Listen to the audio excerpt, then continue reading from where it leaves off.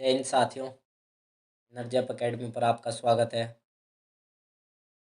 दोस्तों, आज हम आपके लिए कुछ ऐसे इम्पोर्टेंट क्वेश्चन लेकर आए हैं जो आपके एसएससी और दिल्ली पुलिस एग्जाम में आपके लिए काफ़ी हेल्पफुल होंगे।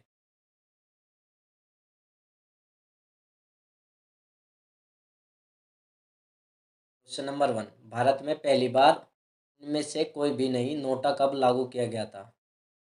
भारत में पहली बार नोटा बटन यानी कि नोटा बटन ईवीएम जो आती है उसमें नोटा का बटन पहली बार कब दिया गया था, यानी कि नोटा बटन का प्रयोग पहली बार कब किया गया था?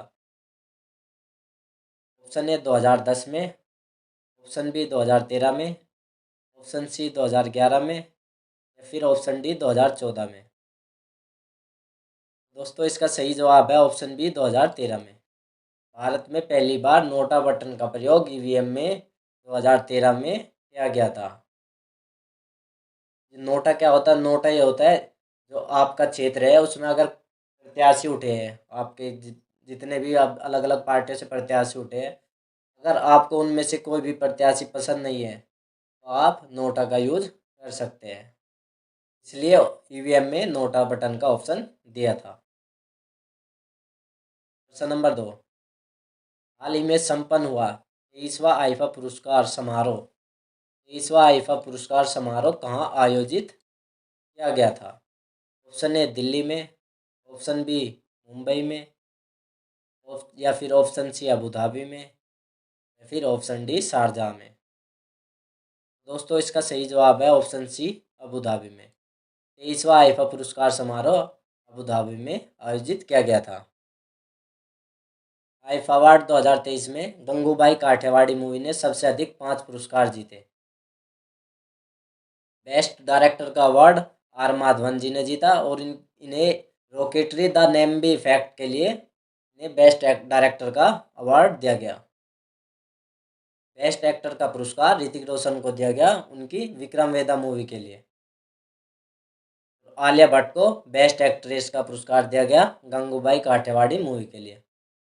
बेस्ट मूवी का अवार्ड दृश्यम 2 को दिया गया। क्वेश्चन नंबर 3, हाल ही में one nation one election panel का नेतृत्व कौन करेगा? Option A Droupadi Murmu, option B Amit Shah, option C Ramnath Kovind, फिर option D Jagdeep Dhankhar.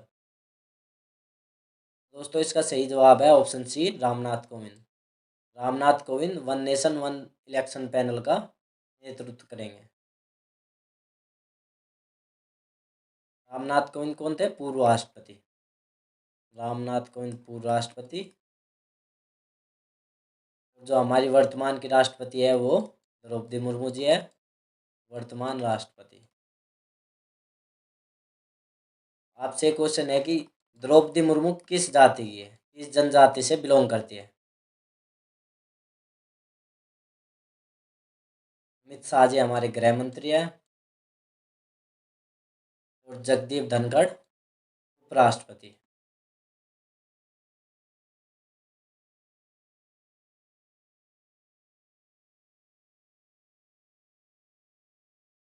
Question number 4, Bharat ने हाल ही में आईएनएस कृपाण किस देश को उपहार में दिया है? आईएनएस कृपाण क्या है पहले तो ये बताओ आप। आईएनएस कृपाण है पनडुब्बी।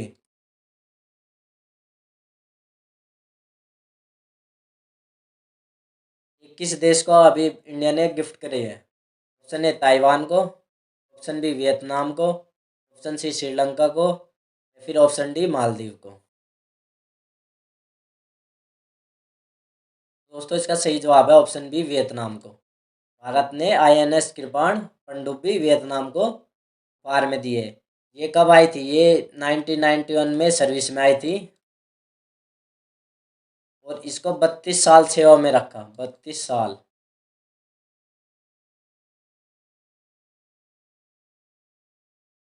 32 साल सेवा में रखा। क्वेश्चन नंबर 5, सलाल जल विद्युत परियोजना किस नदी पर स्थित है? ऑप्शन ए झेलम पर, ऑप्शन बी चिनाब पर, ऑप्शन सी रवि पर या फिर ऑप्शन डी इनमें से कोई नहीं।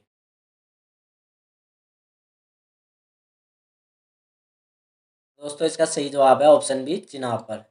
चिनाब नदी पर सलाल जल विद्युत परियोजना बनाई गई है। झेलम नदी पर तुलबुल बांध।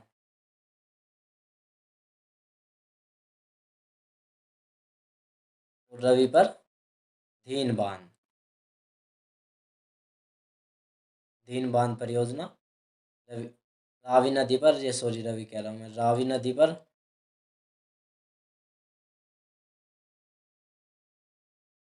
चिनाब पर सलाल जल विद्युत परियोजना और झेलम पर तुलबुल। Question number 6। भारत में युद्ध की घोषणा करने और शांति स्थापित करने का कानूनी अधिकार किसके पास है? आपके लिए बहुत ही इंपॉर्टेंट क्वेश्चन है।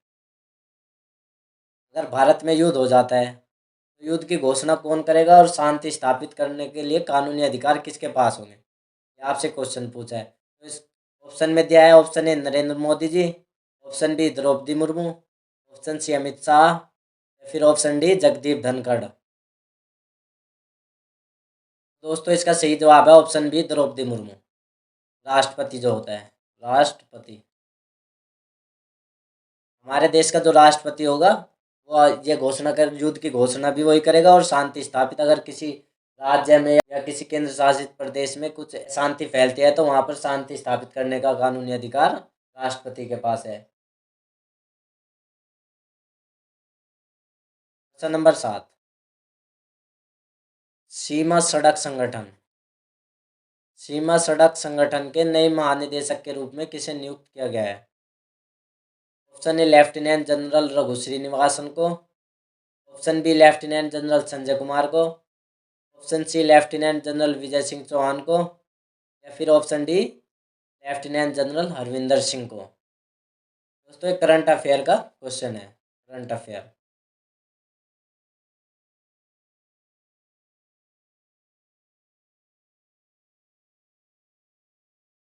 दोस्तों इसका सही जवाब है option A lieutenant general Raghu Srinivasan को सीमा सड़क संगठन के नए महानिदेशक के रूप में, न्यू डायरेक्टर जनरल के रूप में नियुक्त किया गया है। Question number 8। एशियाई खेलों में महिला क्रिकेट प्रतियोगिता में किस टीम ने स्वर्ण पदक जीता? अभी हाल ही में जो एशियाई खेल हुए हैं उन पे बेस्ड है। एशियाई खेलों में महिला क्रिकेट प्रतियोगिता में किस टीम ने स्वर्ण पदक जीता? ऑप्शन ए श्रीलंका ने, ऑप्शन बी भारत ने, ऑप्शन सी बांग्लादेश ने, फिर ऑप्शन डी पाकिस्तान ने। दोस्तों इसका सही जवाब है ऑप्शन बी भारत ने। श्रीलंका को हराकर एशियाई खेलों में महिला क्रिकेट प्रतियोगिता में स्वर्ण पदक जीता। और पुरुषों में भी एशियाई खेलों में भारत ने गोल्ड मेडल जीता। रनर अप किसे हराया? रनर अप टीम रही अफगानिस्तान, अफगानिस्तान को हराकर। Question number 9। इस देश के राष्ट्रपति गणतंत्र दिवस 2024 में मुख्य अतिथि के रूप में भाग लेंगे? Option A Japan, option B America, option C मिस्र, या फिर ऑप्शन डी गुआना। किस देश के राष्ट्रपति 2024 गणतंत्र दिवस परेड में भारत में मुख्य अतिथि के रूप में आएंगे? इसके ऑप्शन दिया, जापान के राष्ट्रपति, ऑप्शन बी अमेरिका के राष्ट्रपति, ऑप्शन सी मिस्र के राष्ट्रपति, या फिर ऑप्शन डी गुआना के राष्ट्रपति। दोस्तों इसका सही जवाब है ऑप्शन बी अमेरिका, अमेरिका के राष्ट्रपति जो बाइडन। अमेरिका के राष्ट्रपति जो बाइडन गणतंत्र दिवस 2024 में भारत में मुख्य अतिथि होंगे। प्रश्न नंबर 10। पहला आसियान संयुक्त सैन्य अभ्यास SX-01N हाल ही में कहाँ शुरू हुआ है? ऑप्शन ए अमेरिका में, ऑप्शन बी इंडोनेशिया में, ऑप्शन सी रूस में, या फिर ऑप्शन डी श्रीलंका में। दोस्तों इसका सही जवाब है ऑप्शन बी इंडोनेशिया में। Question number 11। महात्मा गांधी के असहयोग आंदोलन के दौरान किसने अपनी वकालत छोड़ दी थी? ऑप्शन ए लोकमान्य तिलक ने, ऑप्शन बी जवाहरलाल नेहरू ने, ऑप्शन सी मदन मोहन मालवीय जी ने, या फिर ऑप्शन डी मोतीलाल नेहरू ने। दोस्तों इसका सही जवाब है ऑप्शन डी, मोतीलाल नेहरू ने असहयोग आंदोलन के दौरान अपनी वकालत छोड़ दी थी। असहयोग आंदोलन कब स्टार्ट हुआ था? असहयोग आंदोलन 1 अगस्त 1920 को स्टार्ट हुआ था। कहाँ पे स्टार्ट हुआ था? कोलकाता में। इस आंदोलन को महात्मा गांधी जी का राजनीतिक जन राजनीतिक आंदोलन भी बोला जाता है, पहला, फर्स्ट जन राजनीतिक आंदोलन भी बोला जाता है।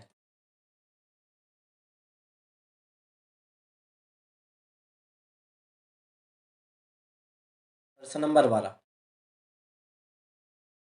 सम्राट अशोक के शिलालेख को पढ़ने वाला पहला अंग्रेज कौन था? Option A James Prinsep, option B बैंकनेस्टीज, या फिर ऑप्शन सी सेल्यूकस निकेटर, फिर ऑप्शन डी इनमें से कोई नहीं, मतलब इनमें से कोई भी नहीं पढ़ पाया था। इसका सही जवाब है option A James Prinsep. James Prinsep पहला अंग्रेज था जिसने सम्राट अशोक के शिलालेख पढ़े थे। क्वेश्चन नंबर 13, सिकंदर के आक्रमण के समय सिकंदर के सामने आत्मसमर्पण करने वाला पहला राज्य कौन था? ऑप्शन ए तक्षशिला, सिकंदर के भारत आक्रमण के समय सिकंदर के भारत आक्रमण के समय सिकंदर के सामने आत्मसमर्पण करने वाला पहला राज्य कौन था? Option A Takshashila, option B Gandhar, option C पुरवास, या फिर ऑप्शन डी ये सभी। इसका सही जवाब है ऑप्शन ए तक्षशिला। तक्षशिला पहला राज्य था जिसने सिकंदर के सामने आत्मसमर्पण कर देते। तक्षशिला के राजा कौन थे? तक्षशिला के राजा आम्बी।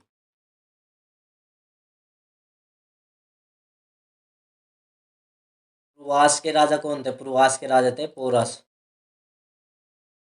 पोरस जिन्होंने सिकंदर के साथ युद्ध लड़ा।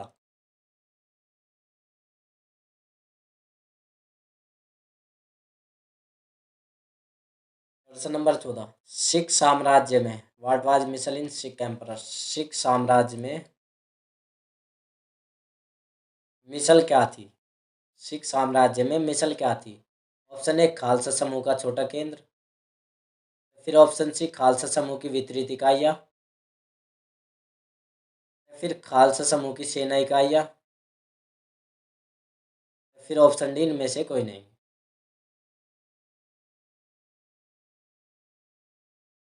दोस्तों इसका सही जवाब है ऑप्शन बी, खालसा समूह की वितरित इकाइयाँ। सिख साम्राज्य में मिसल खालसा समूह की वितरित इकाइयाँ थी, यानी कि छोटे छोटे टुकड़े बनी हुई फैली हुई इकाइयाँ। प्रश्न नंबर 15, इस राज्य पर विजय प्राप्त करने के बाद अकबर ने बुलंद दरवाजे का निर्माण करवाया था? Option A Gujarat, option B Agra, या फिर ऑप्शन सी मेवाड़, या फिर ऑप्शन डी पंजाब। दोस्तों इसका सही जवाब है ऑप्शन ए गुजरात। गुजरात पर विजय प्राप्त करने के बाद अकबर ने बुलंद दरवाजे का निर्माण करवाया था। गुजरात का युद्ध कब हुआ था? गुजरात का युद्ध 1572-73 में मुजफ्फर शाह के साथ हुआ था। मुजफ्फर शाह के साथ ये युद्ध रणभूमि छोड़कर भाग गया था ये। प्रश्न नंबर 16, अलकनंदा और भगीरथी नदियों के संगम का नाम क्या है? यानी कि अलकनंदा और भगीरथी नदियाँ का संगम किस स्थान पर होता है? किस स्थान पर होता है?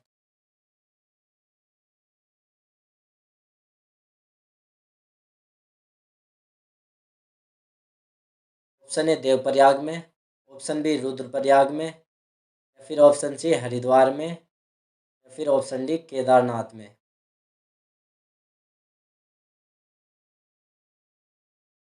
इसका सही जवाब है ऑप्शन ए देवप्रयाग में। अलकनंदा और भगीरथी नदियाँ देवप्रयाग में आकर मिलती है।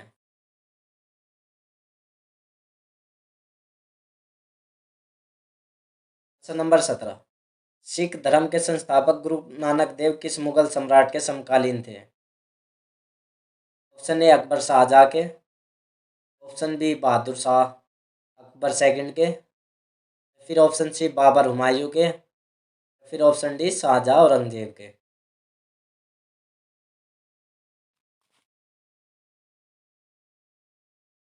दोस्तों इसका सही जवाब है ऑप्शन सी, बाबर हुमायूं के। सिख धर्म के संस्थापक गुरु नानक देव बाबर और हुमायूं के समकालीन थे। प्रश्न नंबर 18, निम्नलिखित में से कौन सी जनजाति केरल में पाई जाती है? Option A Chenchu, option B Lepcha, या फिर ऑप्शन सी धफला, या फिर ऑप्शन डी गोंड। केरल में पाई जाने वाली जाति कौन सी है? इसका सही जवाब है ऑप्शन ए चेंचू। चेंचू जनजाति केरल में पाई जाती है। लेपचा पाई जाती है सिक्किम और भूटान में। सिक्किम और भूटान में। और धपला, धपला भी भूटान और अरुणाचल प्रदेश में पाई जाती है। अरुणाचल प्रदेश। और गोंड सबसे बड़ी जनजाति है, भारत की सबसे बड़ी जनजाति गोंड है। और यह है बिहार, बिहार, मध्य प्रदेश, आंध्र प्रदेश, तेलंगाना, आंध्र प्रदेश, तेलंगाना, महाराष्ट्र और उड़ीसा में पाई जाती है। महाराष्ट्र उड़ीसा में पाई जाती है।